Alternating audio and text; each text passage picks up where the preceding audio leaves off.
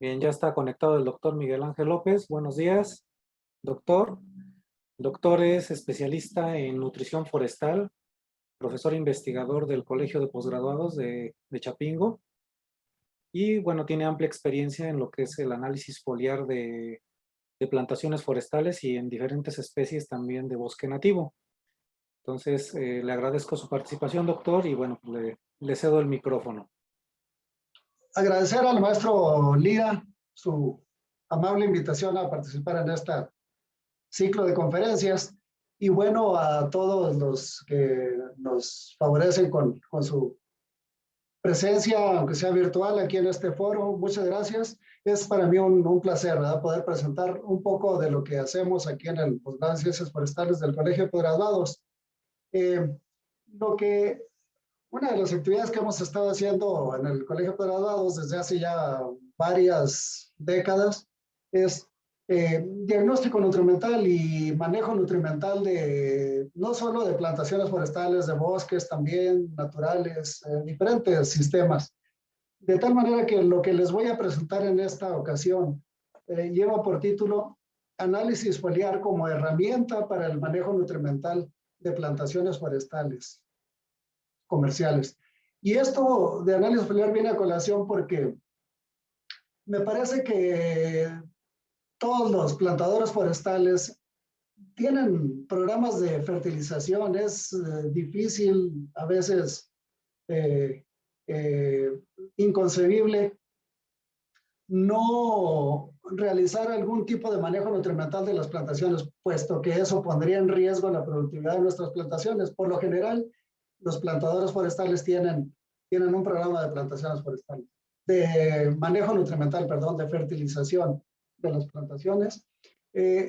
Pero la idea en esta ocasión es proporcionar una herramienta más para que esas actividades de fertilización puedan verse reflejadas en el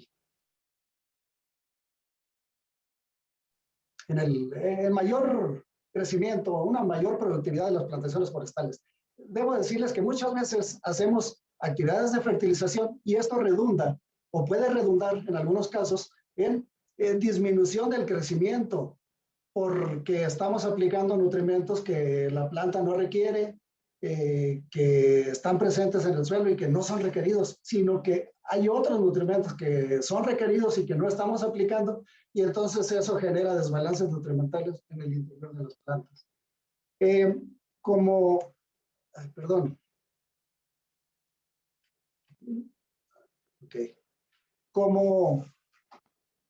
ejemplo de esto, yo tomé este ejemplo de una publicación. Se trata de un cultivo de maíz, ¿verdad? Pero me gusta mucho este ejemplo porque puede uno visualizar muy bien lo que les comentaba. En términos generales, este cuadro nos indica que cuando nosotros aplicamos los nutrimentos deficientes, de acuerdo con un diagnóstico, hacemos el diagnóstico, diagnosticamos que X nutrimento es deficiente y lo aplicamos, tenemos una garantía adicional de que vamos a obtener buenos dividendos, ¿verdad? Vamos a obtener una reacción positiva de nuestro cultivo, cualquiera que sea. Puede ser maíz, puede ser trigo, puede ser caoba o cedro o pinos. Todos los vegetales responden de esta manera a la aplicación de fertilizantes. Aquí en este ejemplo lo que vemos es de que, por ejemplo, en este experimento de fertilización que fue hecho en Sudáfrica, al aplicar 168 kilogramos de nitrógeno por hectárea y 0 de fósforo, hicieron su análisis foliar posteriormente, estos autores, y determinaron, al interpretar ese análisis foliar, determinaron estos índices de deficiencia. Estos índices de deficiencia indican cuando ese índice es más negativo, entonces se trata de un nutrimento más deficiente. En este caso, el único nutrimento que tuvo un índice negativo de menos 28 fue el fósforo. Eso indica que en este tratamiento lo que se produjo fue una deficiencia de fósforo. Y bueno, el rendimiento de grano en este caso fue de 9 toneladas aproximadamente de maíz. Dado que el nutrimento más eficiente según este diagnóstico fue el fósforo, este es el nutrimento que debió haberse aplicado. Sin embargo, experimentando, estos autores ignoraron ese diagnóstico nutrimental y aplicaron otro nutrimento que no es requerido en ese momento. Vean ustedes que en un siguiente tratamiento, en la siguiente fila, en vez de los 168 de nitrógeno y 0 de fósforo, ahora aplicaron 280 y 0 de fósforo, es decir, no hicieron caso al diagnóstico y el resultado, hicieron todo el mismo proceso. Análisis foliar, interpretación de ese análisis foliar, y al final de cuentas, lo que lograron fue una reducción de unos 800 kilogramos de grano por no haber hecho caso, digamos, a ese diagnóstico nutrimental. En un siguiente tratamiento, mantuvieron la misma dosis inicial de 168 kilogramos por hectárea de nitrógeno, pero ahora sí hicieron caso al diagnóstico y aplicaron 25 kilogramos por hectárea de fósforo. Lo que obtuvieron es de que estos 25 kilogramos no fueron capaces, aunque sí redujeron la deficiencia, ahora tenemos una deficiencia de menos 5 de fósforo, la redujeron esa deficiencia, pero sigue siendo el nutrimento más deficiente. Lo más importante es de que por haber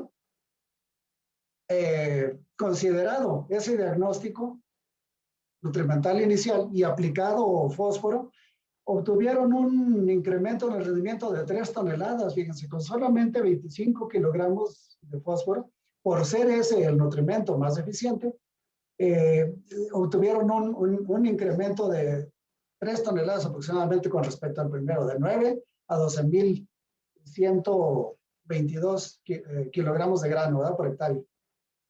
Entonces, lo que vemos en este cuadro, los otros valores de las filas de abajo reflejan exactamente lo mismo. Por ejemplo, el penúltimo tratamiento de 168 kilogramos por hectárea y 100 de fósforo reflejó o produjo una producción de 12.500 kilogramos por hectárea y nos indica que el nutrimento más eficiente en ese tratamiento fue el nitrógeno. Atienden ese diagnóstico, incrementan la aplicación de nitrógeno, la dosis de nitrógeno desde 168 a 280, dejan intacta la de fósforo y lo que obtienen es un incremento de 12.500, 13.000, prácticamente unos 800, 700, 800 kilogramos más. Entonces, lo que vemos es de que es muy importante hacer el diagnóstico nutrimental antes de aplicar fertilizantes. De esa manera garantizamos que nuestro cultivo nos va a responder positivamente. De otra manera, si no hacemos el diagnóstico, estamos en riesgo de que inclusive tengamos una disminución en el rendimiento al aplicar un fertilizante, lo cual de por sí refleja un gasto, ¿verdad?, económico. Entonces, me parece que es muy importante hacer un diagnóstico y basar nuestra actividad de fertilización en ese diagnóstico. Aquí tenemos otro ejemplo, pero hay muchos ejemplos. Desafortunadamente, la sesión es corta y no podemos dar tantos de ellos. Pero en este ejemplo, sí es forestal, es una plantación de Pinus pátula que se encuentra en Huayacocotla, Veracruz, y es atacada por pájaro carpintero, como pueden ver en la imagen de la derecha inferior de la pantalla. Muchos daños, ¿verdad?, por pájaro carpintero. Difícilmente llegan a matar al árbol, pero es un daño, no deja de ser un daño, sí disminuyen tasas de crecimiento. Lo que vemos en el gráfico es de que cuando aplicamos nitrógeno o fósforo, que en este caso de esta plantación son los nutrimentos más eficientes, dado que eso lo sabemos porque presentaron el mayor incremento de diámetro con respecto al testigo, 50% con respecto al testigo. Al aplicar eso, el nitrógeno y fósforo, los incrementos de diámetro fueron 50% mayores que en el testigo. Eso indica que esos son nutrimentos deficientes, puesto que los árboles respondieron positivamente a esos nutrimentos. Cuando eso sucedió, cuando se aplicaron los nutrimentos deficientes, vemos que no solo el incremento de diámetro fue importante, ¿verdad? 50% es bastante interesante, sino que además el ataque de este pájaro carpintero disminuyó a valores muy bajos, ¿verdad? De hecho, en el caso de nitrógeno, cuando aplicamos nitrógeno, no hubo ningún árbol atacado por el pájaro carpintero. En cambio, cuando aplicamos nutrimentos que no son los más eficientes en el sitio, pues el incremento de diámetro fue muy bajo, un poco menor de 17% me parece que era el valor preciso. Y también el ataque del pájaro carpintero incrementó. Es decir, al aplicar nutrimentos no deficientes, los incrementos pueden ser bajos o incluso negativos, y las plagas pueden hacer de las suyas ahí en esos casos. Los árboles pueden debilitarse por ese desbalance nutrimental que estamos generando al aplicar nutrimentos no deficientes, y entonces al debilitarse esos árboles ocurre el ataque de plagas. Cuando no se aplicó nada, pues los árboles estuvieron muy atacados, ¿verdad? El caso del testigo. Entonces es muy importante hacer el diagnóstico nutrimental según esos dos ejemplos que acabo de darles. Pero ¿cómo hacer un diagnóstico nutrimental adecuado? Bueno, hay varias técnicas. Aquí anoté yo 4, de las cuales solamente vamos a poder revisar someramente el análisis foliar, pero podemos basar nuestro diagnóstico nutrimental en análisis de suelos, en síntomas visuales, ¿verdad? Si conocemos los síntomas que esta especie presenta cuando le falta nitrógeno, si conocemos los síntomas cuando falta potasio, etcétera. Podemos usar esta técnica de síntomas visuales, o también podemos hacer ensayos de fertilización. Fertilizar unos árboles con nitrógeno, otros con fósforo, otros con potasio. Y si responden al potasio, es que el potasio es el más deficiente. Si responden positivamente al potasio, es que ese nutrimento es el deficiente en el sitio. Vamos a revisar un poquito más el análisis foliar. Nosotros lo que hacemos cuando usamos esta técnica, pues es recolectar en nuestra plantación, como aquí lo estamos viendo. Este es el caso de un árbol de Saussure menziesi. Recolectar una muestra foliar. De esta recolección, lo que podemos decir es de que deben de ser árboles, los árboles seleccionados deben de ser árboles representativos de la plantación, obviamente, ¿verdad? Deben de ser sanos, no estar atacados por plagas o enfermedades, no tener daños mecánicos, a veces por rayos, por cualquier otro daño mecánico. Y lo que sí es muy importante es que se tome la muestra en el tercio superior de la copa. Nosotros dividimos la copa en 3 secciones verticales, y en el tercio superior es donde se recomienda tomar la muestra. Esto es por convención. Todo mundo que sepa de nutrición lo va a hacer de esa manera, la recolecta de la muestra. Entonces debe ser del tercio superior. Y muy importante, esta muestra, lo correcto es tomarla en la temporada del año, cuando el árbol está en dormancia, generalmente otoño-invierno, es cuando se recomienda tomar la muestra. Una vez que nosotros tenemos esa muestra de unos 50 gramos de material vegetal, follaje, para decirlo de manera clara, pues sacamos las cervezas que teníamos aquí y metemos ahí las muestras, ¿verdad? De follaje en bolsitas de plástico. Las llevamos al laboratorio, donde las vamos a enjuagar con agua de la llave, agua corriente, y posteriormente una enjuagada leve con agua destilada. Esto es para quitar polvos y cosas que puedan alterarnos, ¿verdad? El resultado del análisis químico. Ya lavadas las vamos a meter en bolsas de papel y a una estufa de secado a 70 grados. Generalmente el secado es a 70 grados durante 2 días, y es suficiente para tener un material seco para molerlo. Este es un molino de café que utilizan para la molienda de café, pero puede hacerse en mortero, ¿verdad? A mano también.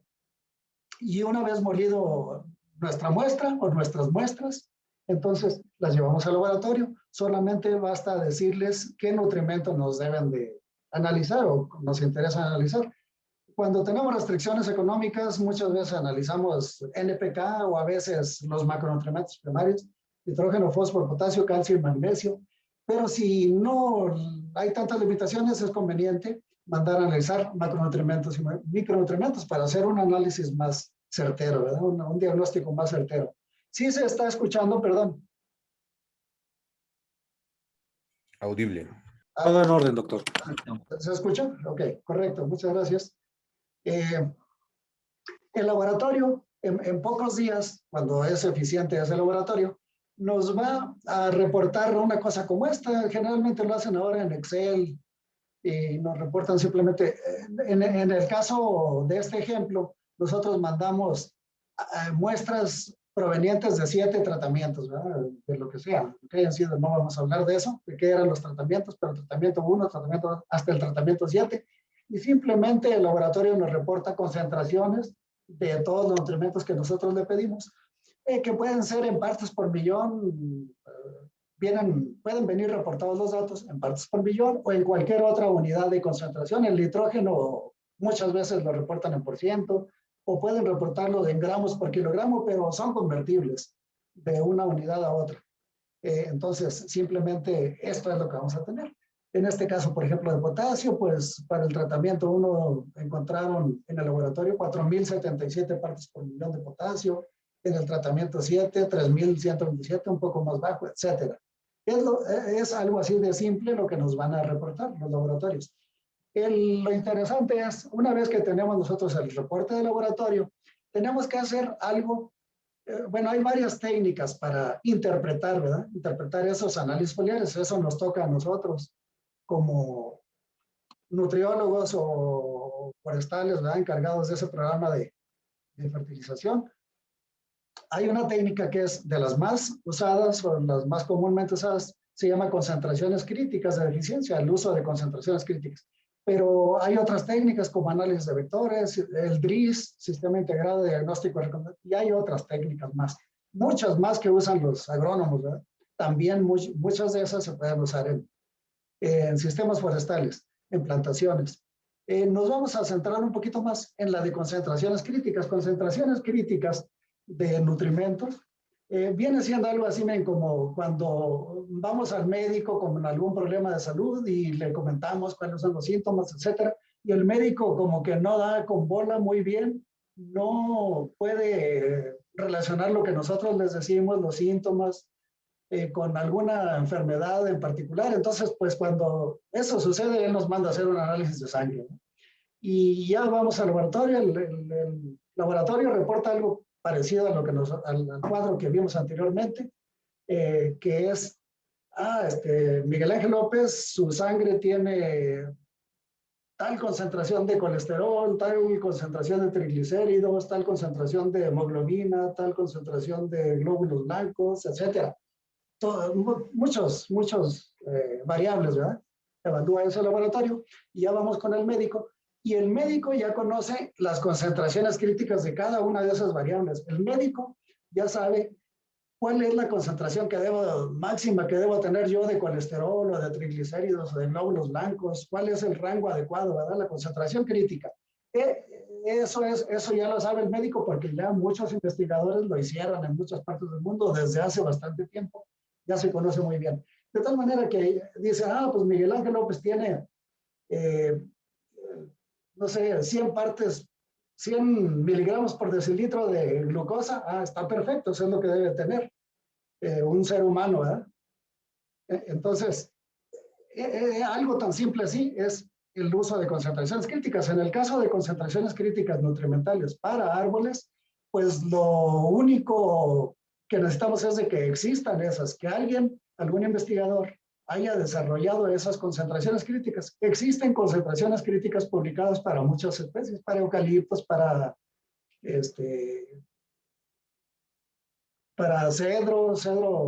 cedrela dorata, para pinospátula, para muchas especies, sobre todo extranjeras. En México nos ha faltado trabajar un poco más en ese sentido.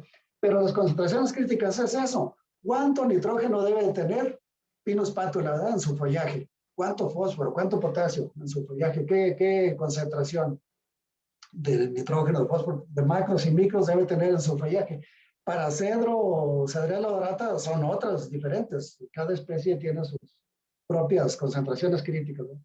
Una vez que se conocen esas concentraciones críticas, nosotros podemos usar el análisis foliar. Vamos y tomamos la muestra y comparamos contra esas concentraciones críticas. como lo podemos ver en este siguiente cuadro, que es un caso de estudio de uno de mis estudiantes actualmente de doctorado aquí en el Colegio de Posgraduados. Llevamos al laboratorio muestras de 4 árboles de Pseudotsuga menziesii, y el laboratorio nos reportó algo como lo que ya habíamos visto en un cuadro anterior, concentraciones de cada uno de los nutrimentos que le solicitamos. Como tenemos 4 árboles representativos que estuvieron distribuidos en el área de estudio, entonces pues sacamos un promedio, ¿verdad? El promedio de boro nos indica que en nuestro bosque de Pseudotsuga menziesii, en nuestra plantación, existen 31 partes por millón de boro, existen 5,000 partes por millón de calcio, etcétera, 2.2 partes por millón de cobre, y así sucesivamente, ¿verdad? Estos son los promedios de los 4 árboles representativos. Y luego investigamos en la literatura y encontramos que existen unas concentraciones críticas publicadas por Boller y Carter en 1986. Ellos hicieron estudios y determinaron que el Pseudotsuga menziesii debe tener 9 partes por millón de boro, 2.500 partes por millón de calcio, 4 partes por millón de cobre y así para todos los nutrimentos. Eso nos fue de mucha utilidad, esas concentraciones críticas existentes para nuestro estudio. De tal manera que determinamos nosotros que el boro, en el caso del boro, nuestros árboles tienen 31 partes por millón y Pseudotsuga solo necesita 9, así es que estamos sobrados de boro, no tenemos que preocuparnos por el boro, no se lo podríamos quitar tampoco en lo que tiene en exceso. Lo que sí podemos hacer es agregar los que le faltan, quitarle los que tiene, no sé si se pueda, creo que no. En el caso de calcio, por ejemplo, nuestros árboles tuvieron 5,000 partes por millón y según las concentraciones críticas de estos autores, solo se necesitan 2.500 partes, estamos sobrados de calcio, no hay ningún problema.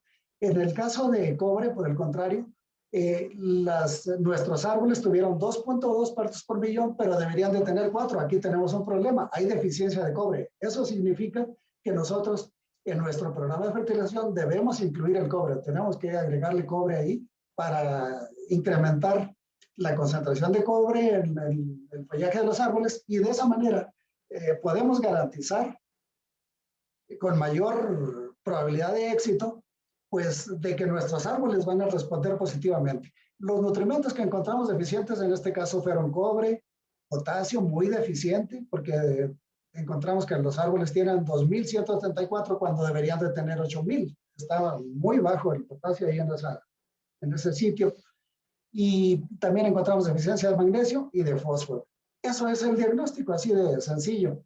El chiste es contar con esas concentraciones críticas, ¿verdad? Que estén publicadas, porque generarlas es un poco tedioso, pero es posible también. En base a esas diagnóstico nutrimental que hicimos, a esas deficiencias que encontramos, nosotros generamos unos tratamientos para aplicarles a nuestros árboles y un tratamiento fue testigo, ¿verdad? Sin nada, sin aplicación de ningún nutrimento a los árboles. Decidimos inyectarles los fertilizantes para mayor rapidez, para que estos respondieran de manera rápida, porque los tiempos son cortos aquí en los estudios de maestría y doctorado. Un tratamiento testigo, hicimos un tratamiento aplicando los nutrimentos deficientes, es decir, esperábamos que de ese tratamiento pues obtuviéramos respuestas muy fuertes, ¿verdad? De los árboles al aplicar esos nutrimentos deficientes. También aplicamos nutrimentos que los árboles no necesitaban y lo que se esperaba es de que pues, los árboles no respondan bien en crecimiento ni en cuanto a respuesta a una plaga que ahí existe. Y un último tratamiento fue de una inyección con un insecticida sistémico contra esta plaga, ¿verdad? Que es Apolicrosis ferruginus. Las variables que evaluamos nosotros después de la aplicación de esos 4 tratamientos fueron pues el incremento de diámetro de la altura del pecho con cita diabétrica, incidencia de Apolicrosis ferruginus, que es una palomilla que se introduce, como ven acá en los conos, en el cono de abajo, se introduce al interior y pues se alimenta de semillas, destruye prácticamente las semillas. Y también medimos dimensiones de los conos. En resumen, lo que les puedo decir es de que el mejor tratamiento fue el tratamiento corrector de deficiencias, tratamiento a través del cual se le aplicaron los nutrimentos que estaban deficientes. Ese se manifestó en un incremento de diámetro pues, muy sobresaliente comparado con los demás tratamientos. El tratamiento promotor de deficiencias no fue tan negativo en este caso, sí tuvo algún efecto, aunque no significativo. Y el tratamiento con insecticida sistémico ayudó un poco a aumentar el diámetro, pero no mucho, ¿verdad? De manera no significativa con respecto al testigo. El peor tratamiento fue el testigo. En cuanto a la incidencia de la plaga de esta palomilla en los conos, lo que se evaluó fue el número de pupas, porque eso fue lo que encontramos adentro de los conos, número de pupas por cono. Y el tratamiento testigo, pues fue el que tuvo mayor número de pupas ahí en el interior del cono. El tratamiento le siguió el tratamiento promotor de deficiencias. Este fue bastante malo, como para tener algún efecto de resistencia, promover resistencia de los árboles al ataque de esta palomilla. Es muy parecido la cantidad de pupas que encontramos en los conos, 2.25, muy parecido al número de pupas que encontramos provenientes de conos de los árboles testigo. El mejor tratamiento definitivamente fue la inyección de insecticida sistémico con solamente 0.25 pupas por cono. Pero el tratamiento que le siguió a el segundo mejor tratamiento fue el corrector de deficiencias. Es decir, cuando nosotros aplicamos nutrimentos deficientes, no solo esperamos, como vimos en la gráfica anterior, incrementos de diámetro, incrementos de altura superiores, ¿verdad?, a los de otros tratamientos, sino que les imprimimos muchas veces resistencia a los árboles contra ciertas plagas, no contra todas, porque ya tenemos varios estudios de ese tipo y no todas las plagas, cada plaga responde también de manera distinta, ¿verdad? En cuanto a la longitud de conos y diámetro de conos, LCSN significa longitud de conos, en la sección norte de la copa, porque dividimos la copa de los árboles en dos secciones, norte y sur, porque observamos que había diferencias. Entonces, pero los resultados son muy similares en ambas,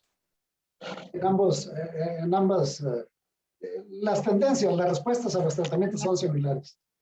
Y lo que observamos es de que en cuanto a longitud de conos, por ejemplo, el peor tratamiento, el que dio los conos más chiquitos, fue el testigo, seguido por el tratamiento corrector de deficiencias, el tratamiento con los nutrimentos adecuados. Aunque en este caso, el tratamiento promotor de deficiencias también generó conos grandes, igualmente grandes, como los que generó el tratamiento corrector de deficiencias.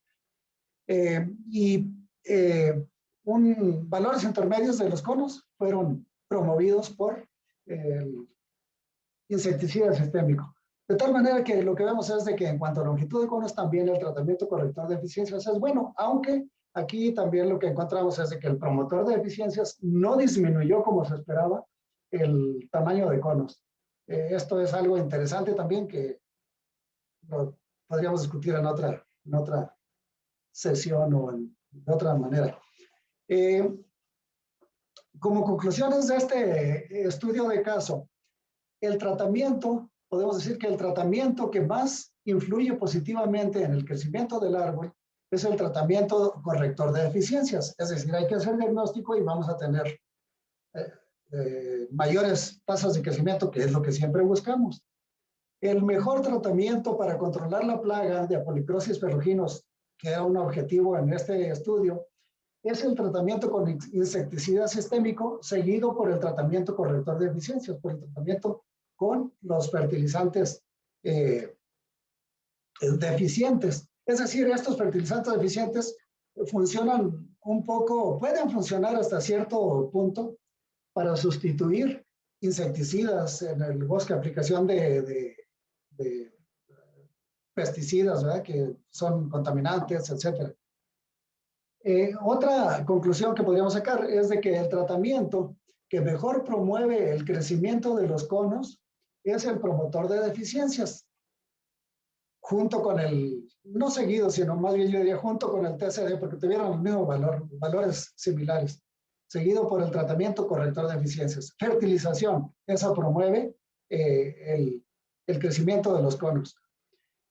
Y lo que sí es que el peor tratamiento en todas las variables evaluadas, las 3 variables evaluadas, fue el testigo, sin fertilización ni insecticida. Y es cuanto preparé en esta ocasión. Espero que haya sido de utilidad la información y estamos a su disposición para cualquier consulta, ¿verdad? Cualquier plática que pretendan o deseen tener con su servidor. Estamos a la mejor disposición. Muchas gracias por su atención. Muchas gracias, doctor.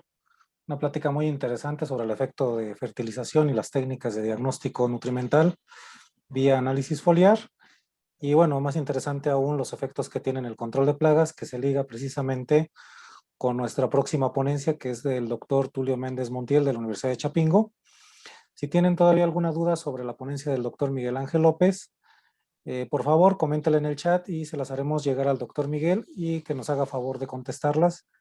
Y bueno, si es posible las conteste también en el chat, bueno, tendrían la respuesta lo más pronto posible, de lo contrario, posteriormente se las hacemos llegar. Muchas gracias. Gracias, muy amable. Gracias, doctor.